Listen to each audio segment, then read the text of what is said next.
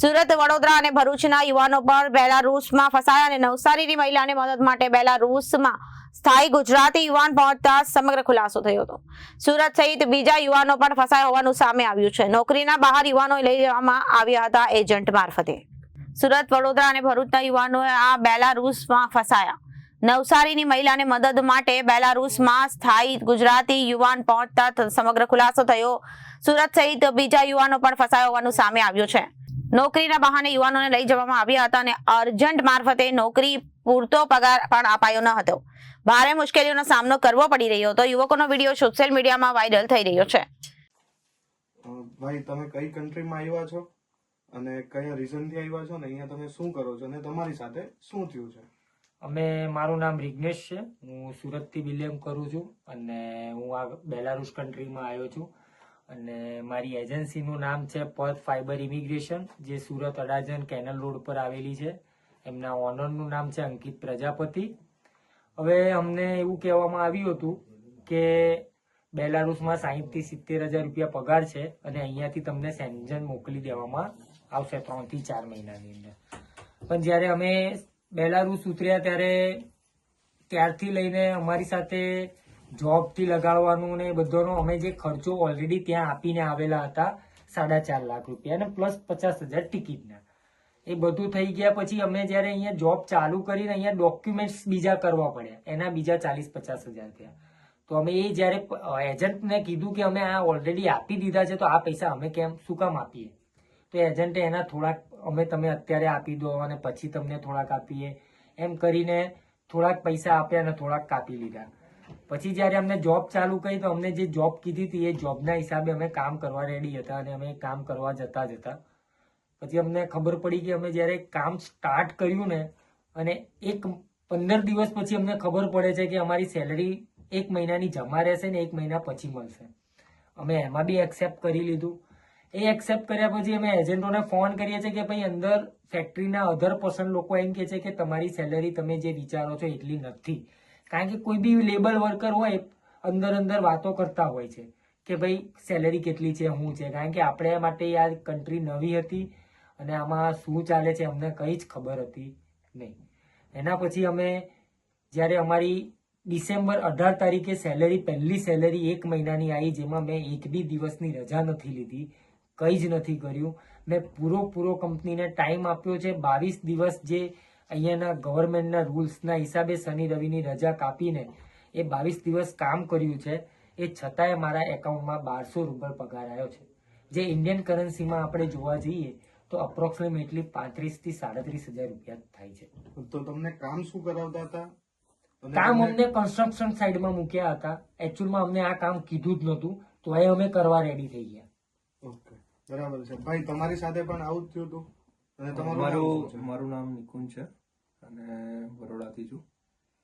મારો એજન્ટ છે ગજાનંદ ઓવરસીઝ, જે બરોડામાં છે ઓફિસ એમની, ગેંડા સર્કલ આગળ. અમને ત્યાં આગળ પેકિંગમાં ને એમાં જોબ કીધી હતી, સ્ટ્રોબેરી પેકિંગમાં ને એમાં. અને ત્યાંથી અમને એવું કહીને જ મોકલ્યા હતા, બટ અહીંયા આવીને તો કંઈ અલગ જ હતું. એ લોકોએ અમને કંઈ દૂર ગામમાં મૂકી દીધા હતા, ડેરી ફાર્મમાં. અને સેલરી બી અમને જે કીધેલી સેલરી એ લોકો ત્યાં કહેતા જ નતા એ લોકો, અને કામ 15-16 કલાક કામ કરાવતા હતા.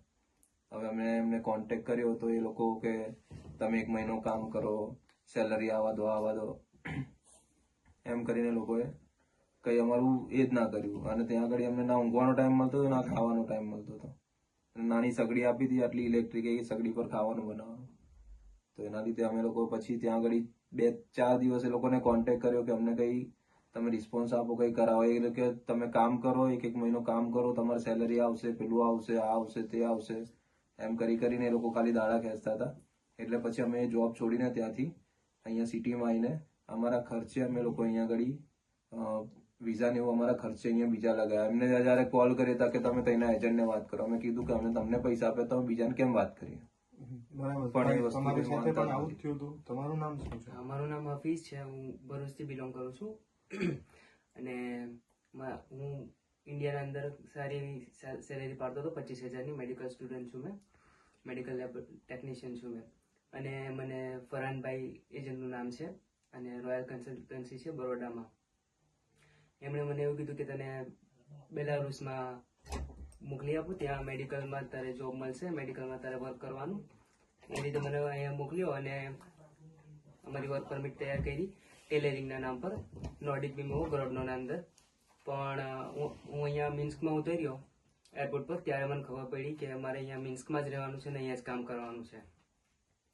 તો ઇન્ડિયામાં જે ખર્ચો કરીને આવ્યા હતા એ બધો તો ભોગ ગયો અને અહીંયા આવીને પાછા 50-60 હજાર ખર્ચો કરાયો, નવી વર્ક પરમિટ કરાવી, નવું મેડિકલ કરાવ્યું અને જે કંઈ કામ હતું એ બધું નવેસરથી પાછું કરાવ્યું અને એ બધો ખર્ચો અમે કર્યો. આ રિગ્નેશભાઈ સાથે બધું મળીને કર્યું અમે.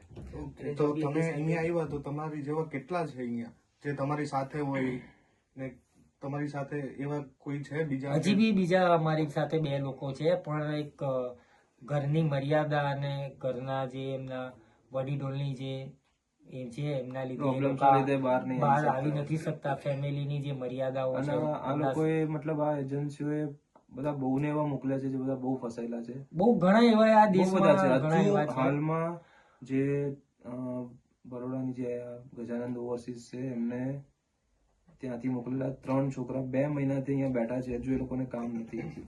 અને બીજું કે અમને અમારા જે એજન્ટ છે એમણે અમારો આ સેલેરી જોયા પછી અમને એમ કીધું કે તમે રશિયા જતા રહો, તમને સારો પગાર મળશે. અમે રેડી થઈ ગયા, કામ કરવા જ આવ્યા છીએ, કામ ગમે તે કામ આપો. મને કામથી કઈ પ્રોબ્લેમ નહોતો, હું કામ કરવા જ આવ્યો, ગમે કામ કરીશ, પૈસા મળવા જોઈએ. પૈસા ના મળે તો માણસ કામ ના કરે. તો હું રશિયા જવા હતો ને એમને ટિકિટથી લઈને બધો જ ખર્ચો ઉઠાવવાની જવાબદારી લીધી હતી. અમે એમને એક જ સવાલ કર્યો હતો, કાગળિયા રીગલ થશે તો જઈશું, અનરીગલ અમે કોઈ દેશમાં નહીં જઈએ. કારણ કે અનરીગલી રહેવું આપણા સાથે આપણને એ નથી ગમતું, ભાઈ અનરીગલી રહીએ. અનરીગલી કોઈ કામ જ નહોતું કરવું મારે, કારણ કે મારે જે કરવું હતું એ રીગલી જ કરવું હતું. અને હું અહીંયા બેલારુસમાં ઘણા ટાઈમથી છું.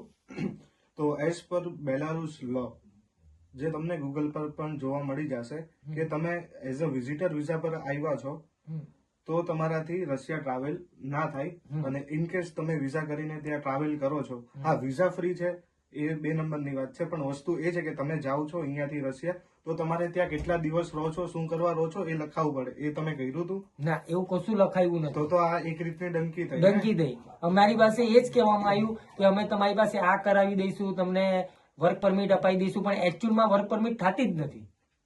એ જ્યારે રશિયા પહોંચ્યા ત્યારે અમને ખબર પડી અને 5 કલાક અમે ઠંડીમાં ઉભા રહ્યા છીએ, પણ એમનો કોઈ માણસ લેવા નથી આવ્યો રશિયામાં. અમે બહાર રેલવે સ્ટેશન પર ખુલ્લામાં ઉભા રહ્યા છીએ, બેગ સાથે, લગેજ સાથે. પછી જ્યારે અમને બીજા દિવસે અમે ત્યાં રિયાલિટી જોઈ, બધાને પૂછપરછ કરી, ત્યારે ખબર પડી કે અમે 30 દિવસ ખાલી ફરી શકીએ રશિયામાં, બાકી કામ ના કરી શકીએ. અને મારે રશિયામાં કામ કરવું હોય તો મારે બેલારુસથી એક્ઝિટ લેવું પડે અને એક્ઝિટ લઈને મારે રશિયાના વિઝા લેવા પડે, ત્યારે જઈને હું કામ કરી શકું. તો એજન્ટો અમને ઉપરથી ધમકાવે છે કે તમારે કામ કરવું નથી, બધા ત્યાં અનલીગલ જ કામ કરે છે, રશિયામાં બધું આવું જ ચાલે, તમારે કરી નાખવાનું, તમને પૈસા મળે છે ને, તમે રહેવ ને, પોલીસ વાળા પકડશે તો અમે જોઈ લઈશું, આર્મી વાળા લઈ જશે તો અમે જોઈ લઈશું. આવી રીતે અમને ટોર્ચરિંગ કરે છે. Bureau report, Janadesh news.